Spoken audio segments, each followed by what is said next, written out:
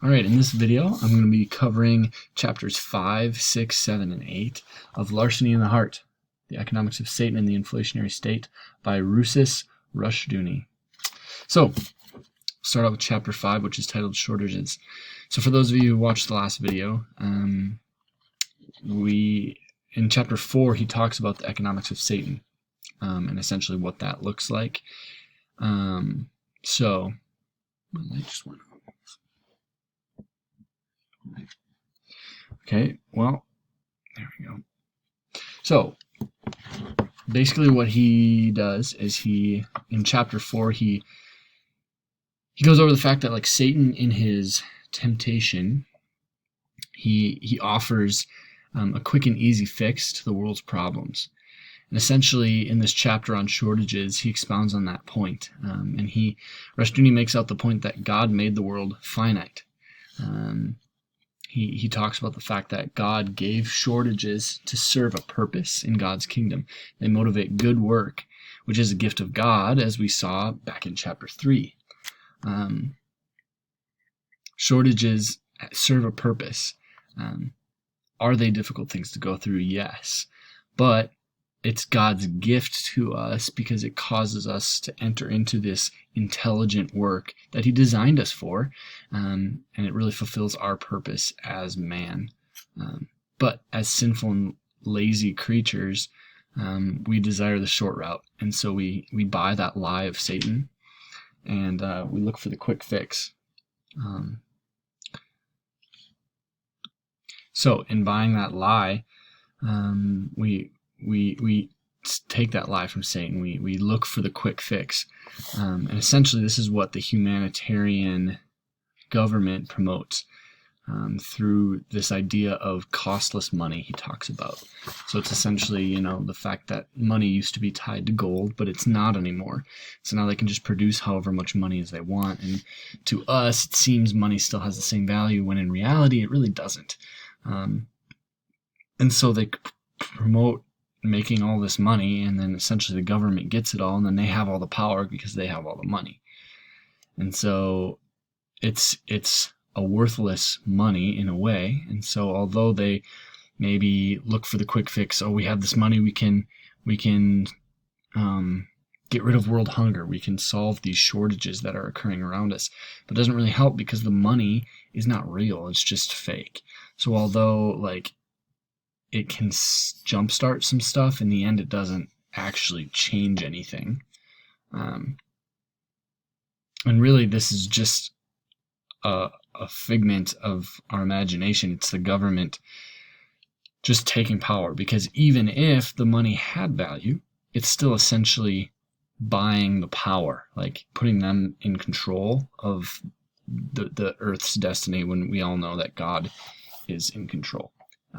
So at its root, this is really a moral problem. It's the government trying to say, hey, look, I control the future, but really it's God who controls the future. So next, chapter 6, morality and economics. So economics is inseparable from morality. We saw this, right? So in Genesis 1:26, he mentions Genesis 1 verses 26 to 28, which is the world mandate. God's mandate to man, which is to be fruitful and multiply. We have a calling to subdue the earth and to exercise dominion over it. And God sets guidelines for his law, right? But this moral rule God has set has been replaced by the humanistic state. And this increasingly powerful state destroys God's plan for man's life and for his freedom. The state is a result. So that's the issue, is that this state takes control of what is sovereignly God's.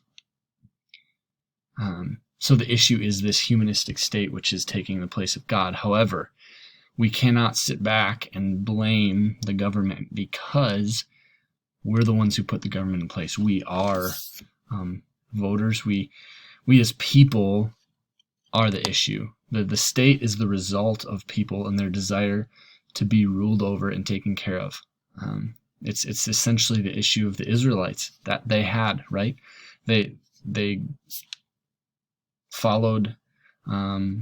God led them out of Egypt into the promised land, and even after they got there, they desired a king. They were not satisfied with God as their ruler, and so they desired something else. This is essentially the same that we see today. We don't want God as our king, we want a government as our king, right? So now in chapter 7, he gets to the heart of his whole book. The chapter is called Larceny in the Heart, which is the same title as the book. And here, this is his main point. He mentions it multiple times in the chapter. Inflation stems from larceny in the hearts of men. So this issue of inflation that we see, its ugly head, actually stems from the hearts of men, and this issue of envy in the heart of men. Envy is the main problem. He talks about envy negates progress. With envy, hatred and resentment are justified in terms of social justice. There's envy in both directions. We as humans are envious of our superiors because they make more money than us, and we're envious of our inferiors because the lower level of responsibility they carry. And we're afraid of responsibility as humans. Both Adam and Eve rejected responsibility for their actions in the first sin, in the fall. So, in order to change society, there has to be a change in the hearts of men, is essentially his point. And that leads us into chapter 8, which is inflation and the love of money. At the beginning of Rushduni's chapter here, he quotes many scripture passages about money. And he comes to the conclusion that the love of money is essentially a love of irresponsible wealth and power. Money was created by God, and we are called to be good stewards of this creation, yet it becomes evil when we are irresponsible with these gifts that he has given us. The love of money creates a production-oriented, consumption-governed society. That's a quote I really liked. But it's true, right? Like when we love money and don't want to be responsible with it, when we love money more than anything else, it's all about getting that money, being productive. We got to do this, got to do all the right things. And then not only that, it's using that money to consume things. So it's on both ends, and that just governs our whole society, because with money as a pinnacle, you have to be productive and you're going to consume it. So it's both ends of that coin, both sides of that coin. So essentially, this is a sin of the desire to be our own God, to say, look, God, we don't want you, we want what we want. And the love of money sells out the future for the present.